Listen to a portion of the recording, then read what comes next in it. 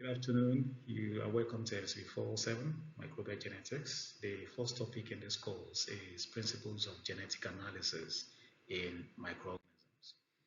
In this class, we will briefly, be looking at the following. That is the definition, importance of microbial genetics, brief history of microbial genetics, basic concept of microbial genetics, and then we'll wrap it up with genetic analysis techniques.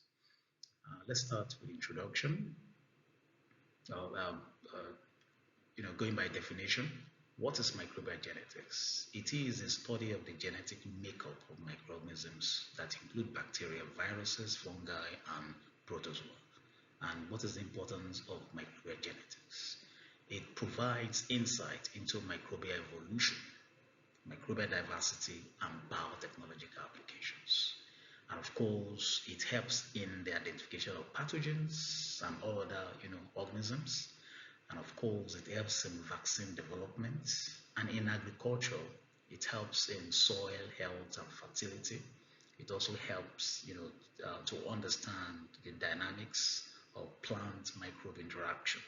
And of course, in environmental microbiology, it helps in understanding bioremediation and microbial ecology. Quickly, let's look at the brief, the historical context. We have two major aspects to look at here: early discoveries and the key developments that follows. Gregor Mendel in the 1860s, works on heredity in pea plants, which established the key genetic principles that apply to all organisms, including the microbes that we're talking about. And what follows later in 1928 was Frederick Griffith's experiment where he discovered bacteria, the bacterial transformation elements, which as at then it was not known as DNA.